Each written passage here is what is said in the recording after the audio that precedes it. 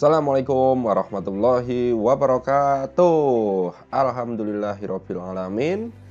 Anak-anak, di pagi hari ini kita harus tetap semangat ya. Karena apa? Karena ini menjadi hari yang indah bagi kita.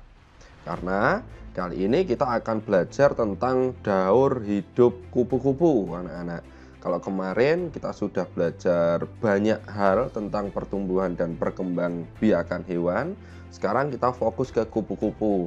Ini termasuk ke dalam pembelajaran di subtema 3 kelas 1 kelas 3 SD, anak-anak.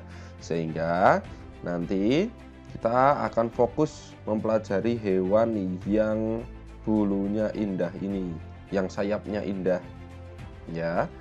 Nah, kemudian kita awali dulu dengan berdoa. Oke anak-anak, kita berdoa dulu. Berdoa menurut keyakinan dan kepercayaannya masing-masing. Berdoa, mulai.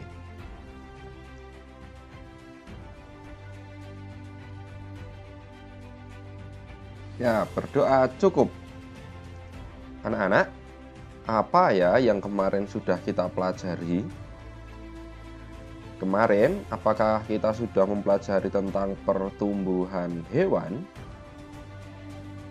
Ayo, sudah apa belum? Sudah, betul sekali. Kemarin pertumbuhan hewan itu kita perlihatkan contohnya ayam ya. Anak-anak, ayam itu awalnya dari telur, kemudian menjadi ayam kecil, kemudian menjadi ayam dewasa seperti ini.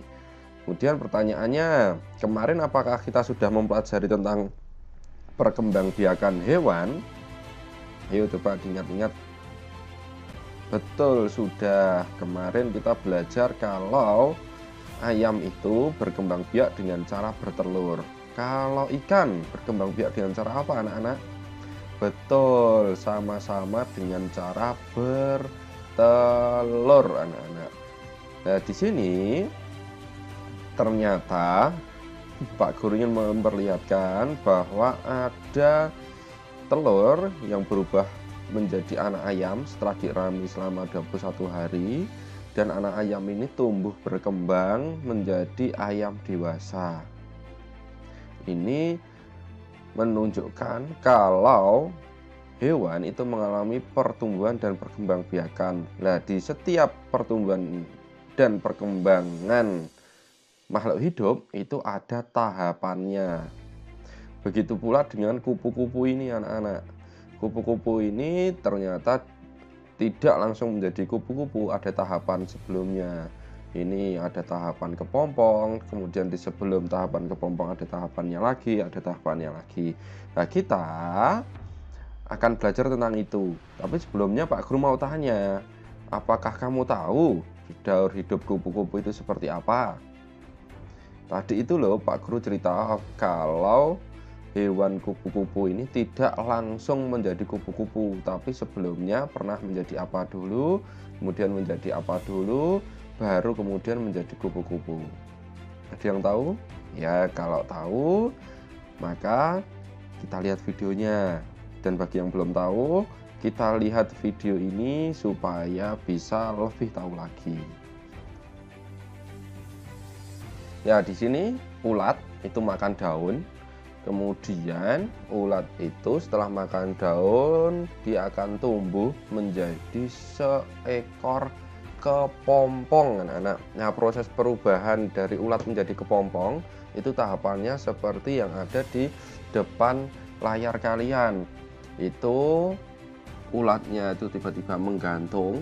Nah, kemudian kulitnya berubah menjadi kulit kepompong. Nah, setelah berhari-hari, kepompong ini akhirnya matang. Artinya matang itu perkembangannya sudah siap untuk lahir menjadi kupu-kupu. Nah, prosesnya seperti ini, anak-anak. Ini berubah menjadi kupu-kupu. Dia tidak bisa langsung terbang, tapi dia harus menyesuaikan diri dulu. Dia harus menyesuaikan diri dulu sehingga sayapnya bisa berkembang menjadi lebar. Ya, tadi kita sudah lihat tahapan perkembangan dari ulat, kepompong, dan kupu-kupu. Nah, kupu-kupu ini dia bertelur, di atas daun itu untuk meletakkan telur-telurnya. Nah, telur-telurnya ini diletakkan di atas daun, kemudian menetas menjadi ulat. Kenapa di atas daun? Karena agar nanti ketika menetas dan menjadi ulat, ulat mudah menemukan makanannya. Loh Pak Guru, makanannya apa? Makanannya adalah daun, anak-anak. Nah, daun ini dimakan oleh ulat. Bahkan kadang di beberapa tempat ulat ini menjadi hama, anak-anak, karena mengganggu pak tani kita untuk menanam sayur-sayuran. Nah, ketika sudah makan daun yang banyak, kemudian dia sudah berkembang, dia memasuki tahapan pertumbuhan selanjutnya, yaitu menjadi kepompong. Nah, kepompong setelah dia matang, setelah beberapa hari menjadi kepompong, dia berubah menjadi kupu-kupu seperti di video tadi, anak-anak. Nah, kesimpulannya apa? Ternyata kesimpulannya yang pertama, semua makhluk hidup itu memiliki daur hidup. Seperti ayam, itu juga diawali dari telur, kemudian menjadi anak ayam dan jadi ayam dewasa. Ikan juga begitu. Belum lagi kata, dulu kita sudah belajar kata di subtema pertama. Nah, kupu-kupu juga memiliki daur hidupnya sendiri yang diawali dengan telur kupu-kupu yang menetas jadi ulat. Nah, ulat makan daun-daunan sehingga tubuhnya menjadi besar. Setelah itu ulat berdiam diri dan membentuk kepompong. Setelah itu kepompong menetas menjadi kupu-kupu. Lah, kepompong itu adalah proses perubahan dari ulat menjadi kupu-kupu. Ulat itu yang nggak punya sayap kemudian berubah menjadi kupu-kupu yang punya sayap. Itu anak-anak kesimpulan pelajaran kita kali ini. Nah, tugasnya anak-anak, kamu tadi sudah belajar tahapan-tahapan hidup kepompong. Pilih satu tahapan hidup yang kamu sukai. Tahapan telur, tahapan ulat, tahapan kepompong, atau tahapan kupu-kupu.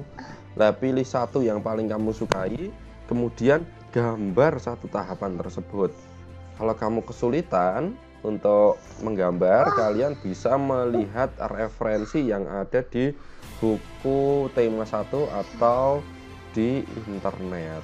Itu saja dari Pak Guru, atau atau kamu bisa lihat di tayangan sebelum ini di menit keberapa tadi.